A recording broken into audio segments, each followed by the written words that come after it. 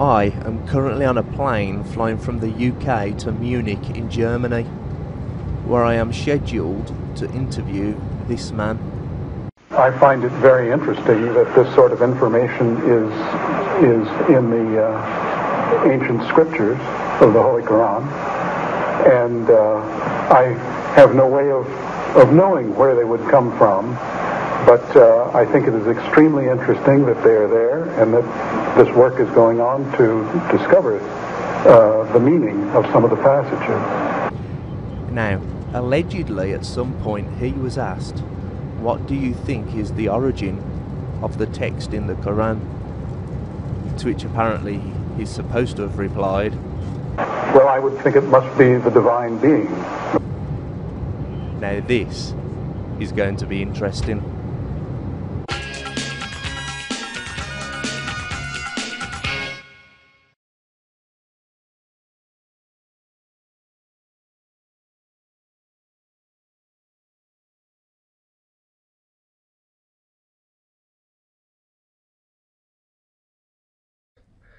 Right, the first thing I would like you to do, if you wouldn't mind, would be to tell the people watching what your name is, please. William W. Hay. Now, are you the William W. Hay who appeared in the video I'm about to show you now? I find it very interesting. Yes, that's me, and that was in Islamabad in 1984, I believe. 1984. Right. Let's see.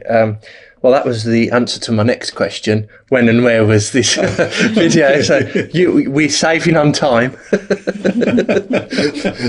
Right then, can you tell me what were you told was the purpose of this event? Well, there were two events. I met with Sheikh Zindani in Jeddah in, I believe it was 1983.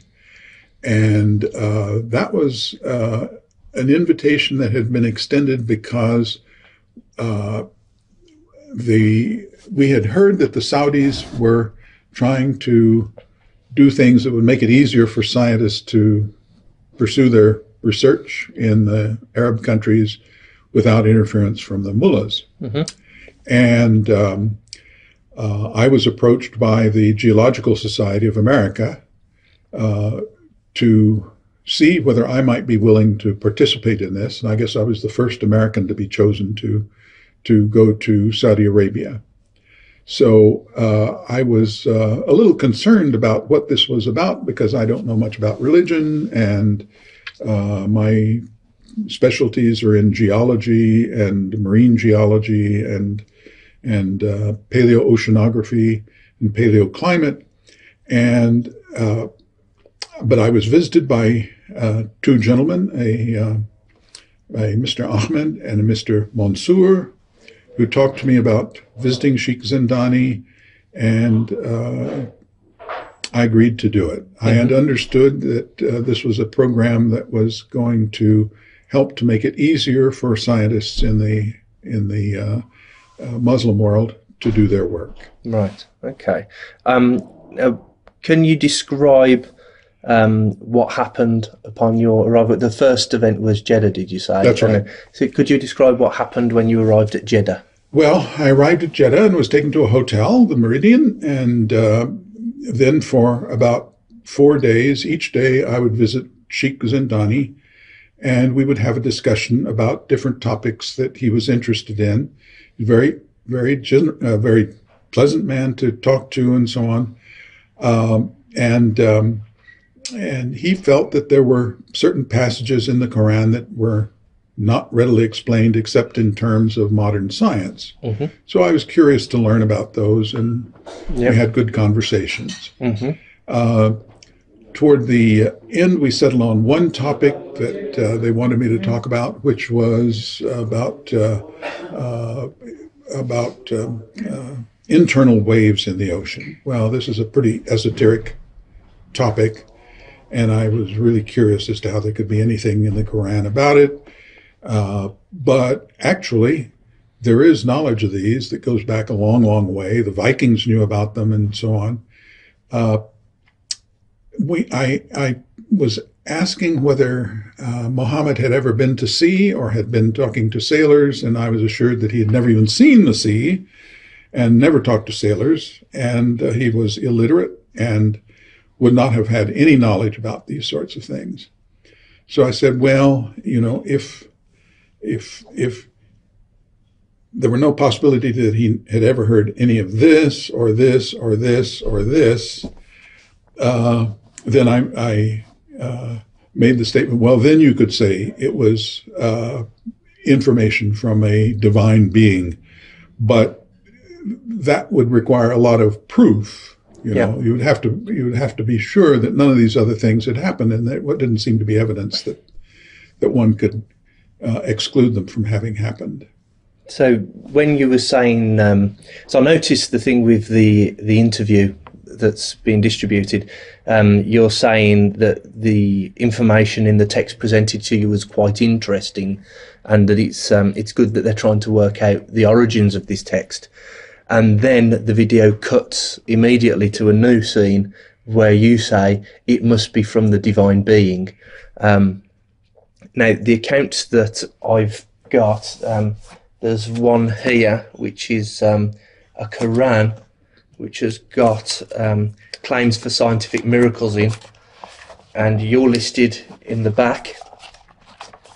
And it says, for that part, and when he was asked about the source of the Quran, he replied, well, I would think it must be the divine being.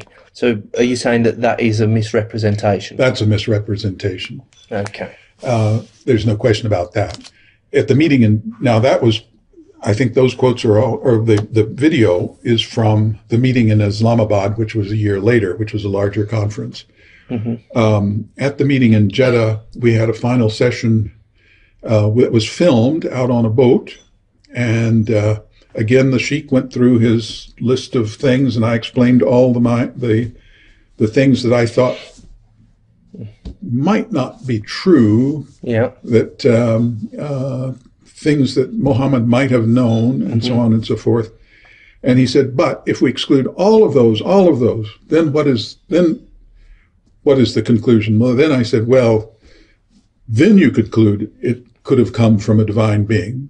Yeah.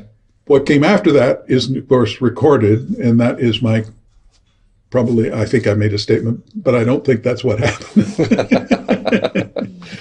So effectively what he'd done was to say, look at this information. You'd presented lots of various ways that he could have known it through purely natural means.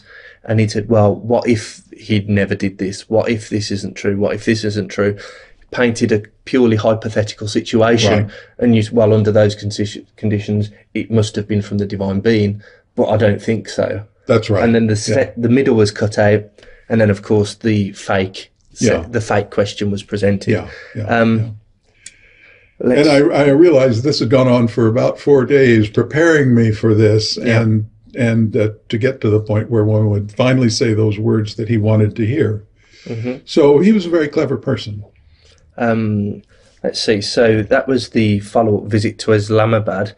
You said to me earlier before we started recording that took place on a boat. This was in Jeddah. Jeddah was the boat. Yeah. Okay. Yeah. Now the conference in Islamabad, I think the video is from the conference in Islamabad. Mm-hmm. There were a number of people present. It was a meeting with several hundred people present, conducted in the Parliament building of Pakistan. Mm-hmm. And at one point we had a panel discussion. Yeah. And that's what the video is from. And what I emphasized there was that it's interesting that these things might be in a religious text, but I didn't know why they would be there. Mm-hmm.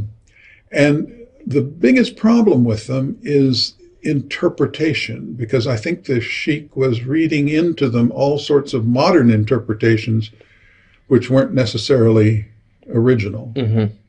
And perhaps I should say that I think the problem in this whole area is that the meanings of the words, while the words themselves are preserved in script, mm-hmm. the meanings of the words may not be the same today as they were in the year 700. Mm-hmm.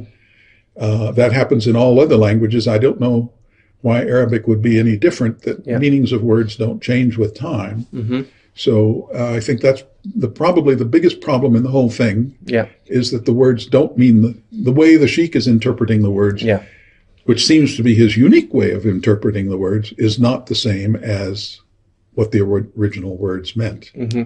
Of course, there's various exegesis on the Quran from different centuries where these miracles are never told. We're not had these miracles described to us in advance of the scientific discovery, but then when the scientific discovery is made, people look back and say, "Oh, look what the Quran clearly said all along."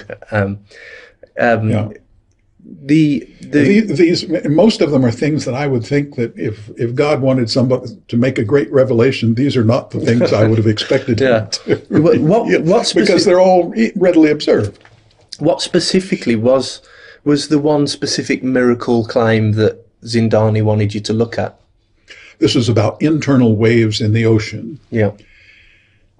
And he interpreted it with a very modern interpretation. I think when I look at the English translation, that what may have been intended was to talk about the glitter, what we call glitter, which is the light that you see on the seafloor that's formed by waves, and then they focus the light in a different way. And what you see on the seafloor looks like something very different from what you see on the surface. Mm-hmm. That would be an alternative interpretation of what the words might mean. Yeah. But I would think that anybody who had been to sea, and the Arabs had an enormous 1,000-year history of seamanship, would have had a lot of knowledge about these sorts of things. You gave an example to me earlier before we started filming about one place where two seas are meeting where people would have fished. Oh, yes, certainly in the Bosporus, yes. And that's where two seas meet, the Black Sea and the Sea of Marmara. The waters flow out from the Black Sea, and below the outflow is an inflow into the Black Sea. Mm-hmm. And this has been known forever, because when fishing boats go there, the fishing boats would normally drift toward the Sea of Marmara with the outflowing water. But when they lower the nets to the bottom, the fishing boats are dragged backwards in the other direction toward the Black Sea. Yeah. So I think everybody for a long time has realized that there are two sets of waters there, one flowing out, one flowing in, and going in the opposite direction. Yeah. Any fisherman would have certainly known that. Yeah. And we're talking, if they've been fishing for a very long time, which they clearly had, then, this could easily be available knowledge to someone, couldn't it? Oh, it would have been common knowledge to those people, and I think it would have gone to others. There's also a possibility, I don't know about the details, but fishermen in the Straits of Bab el-Mandab probably experienced the same thing. Yeah. There is an inflow at the surface into the Red Sea and an outflow at depth. Mm-hmm. So there would have been the same sort of thing very close to Jeddah. Yeah. That would have been noticeable, I think, to any fisherman who used nets to get to the bottom. Yeah. Okay. Now, in light of your previous questions, I'll ask the next question somewhat in jest. Did you become a Muslim? No. Okay. And the final questions are really just to clear up any accusations which I foresee coming my way when I make this video public. First thing I would like to ask you is, are you being paid by anyone at all to do this video? No. In fact, you bought my lunch, so thank you very much. Yes, he bought my lunch. So I'm not paying him. Have you been intimidated in any way to retract your original statement? Not by me or anyone? No. Okay. No Freemasons, no Jews? No. No one. Okay. I'd like to ask you, what do you think was the real purpose of this event?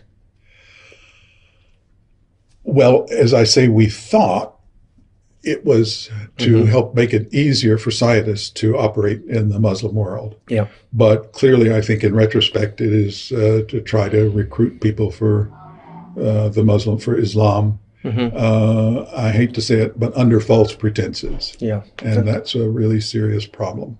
And finally, at some point previously, you mentioned an event with your hosts. I think it was in Islamabad, a meal after the show. Could you tell me about that?